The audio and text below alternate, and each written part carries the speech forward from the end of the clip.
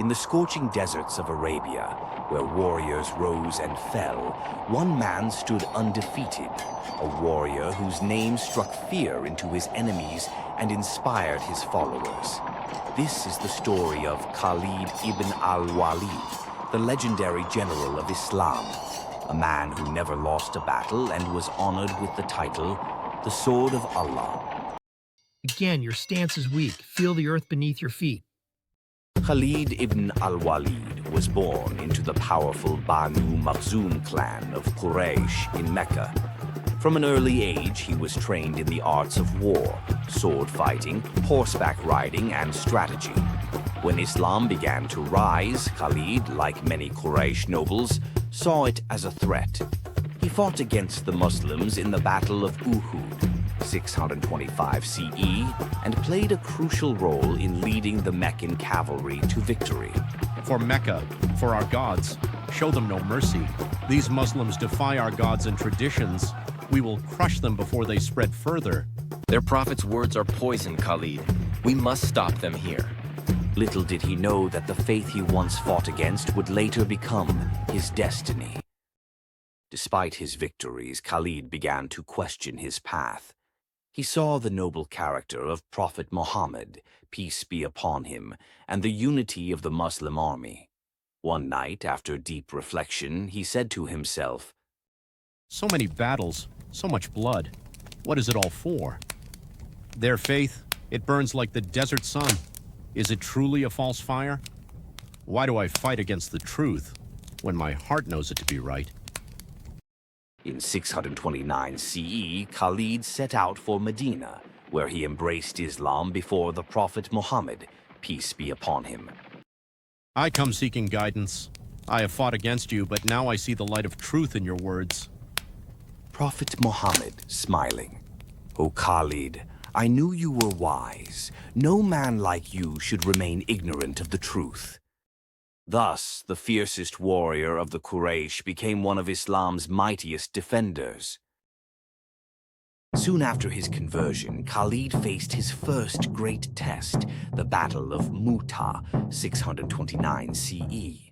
The Muslims, vastly outnumbered against the mighty Byzantine army, lost their commanders one by one.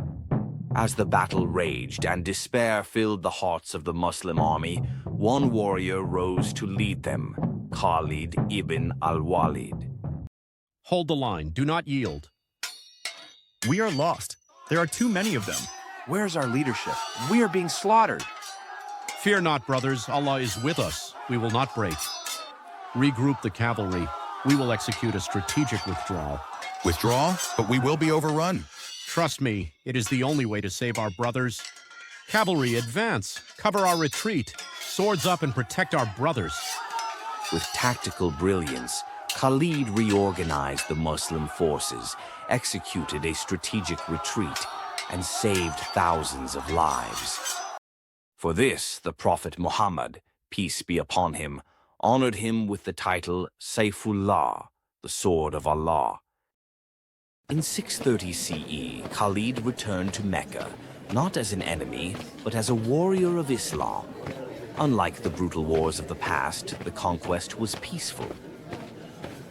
Prophet Muhammad to the people of Mecca, there is no revenge today, you are free.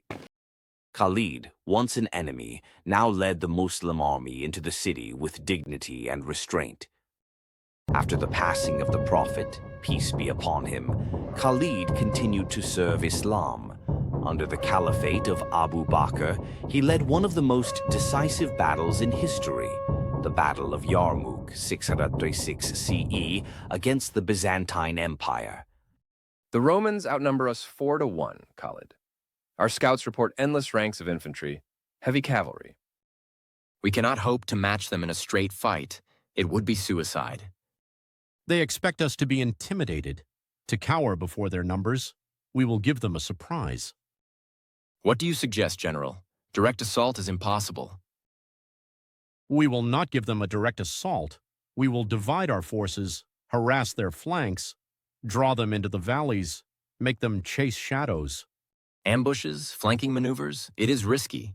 War is always a risk, Aben, but fortune favors the bold. Facing an army 4 times larger, Khalid used superior tactics, ambushes, and flanking maneuvers to achieve a historic victory. These desert dogs, they bite and run. Where is the glory in chasing shadows? They are testing us, General, draining our strength. Then we will crush them. I want a full assault at dawn. Show them the might of Rome. The Romans were crushed, and Islam spread into Syria and beyond. Even Western historians later studied Khalid's military genius, comparing him to Alexander the Great and Julius Caesar. Khalid Ibn Al-Walid, a military genius. His tactics, comparable to Alexander, to Caesar. Despite his victories, Khalid's later years were spent away from the battlefield. Political decisions led to his dismissal from command, but he never questioned his loyalty to Islam.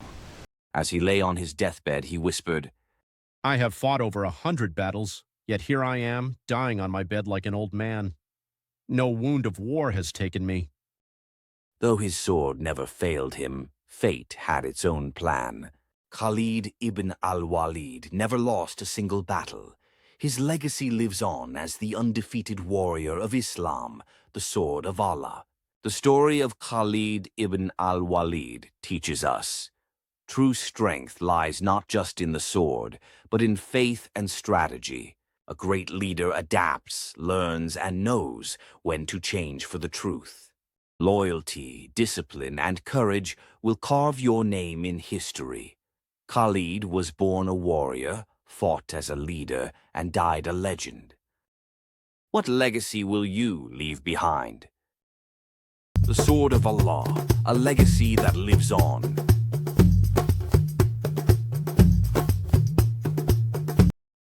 Like, share, and subscribe for more incredible historical tales. Let us know in the comments what legendary figure you want to hear about next.